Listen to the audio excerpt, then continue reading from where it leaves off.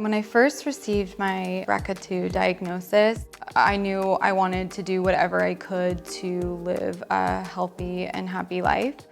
For me, I'm a worrywart, so I'd wake up every morning, I'd give myself like 20 breast exams throughout the entire day, and I was convinced I already had something.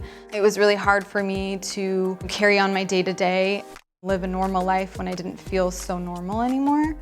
I was looking at my Facebook groups and Real Self and seeing these other women and hearing their stories of what the surgery was like and that they were able to get on the other side of it and how happy they felt. I knew that I was ready to find my doctors and start putting things into motion. Sarah's procedure is really broken into two main parts. The first part being a mastectomy that Dr. Richardson will perform through an incision in the crease, and the second part will be an implant reconstruction where we'll make an internal bra and place the final silicone implants. There are different pros and cons and different risks and benefits of all of the different options. They really depend on the disease in the breast, but also about the patient's own situation. How do they want to look in the future? How do they feel about their body? I encourage patients to really inform themselves, and I think this is why websites such as Real Self are so important to this process. Understanding expectations and communicating with your doctor and asking to talk to other patients to see what their experience is really important as well. Preparing for surgery is what really gives me a sense of control. Being able to see photos of before and after 1 week post-op, 2 weeks post-op, so I can at least have the right expectations going into it. If I was able to read other women's stories and hear what their experience was like, well, maybe I could mentally prepare myself.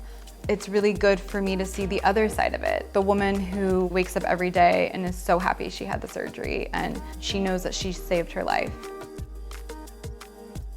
After seeing thousands of different patients heal, attitude is everything. So learn what it is that's happening and then allow yourself to be taken care of. Anxiety is not your friend. Since this whole unfortunate thing has happened, I have seen a side of Sarah that I only had glimpsed before. I think that I've just tried in every way I could think of to be there for her. Being able to just have someone hear how scared you are is exactly what you need, because sometimes in the beginning people would say like, oh, it's okay, you're gonna be fine. Because it's hard for them to hear your fears. It's hard to have people hear your sadness. But my parents have been amazing because they just let me be.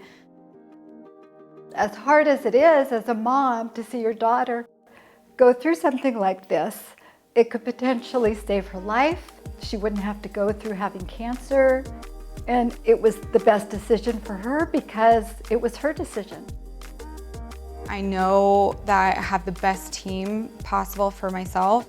And I think it will always be scary up until I have the surgery and probably even after, but it's okay to be strong and scared.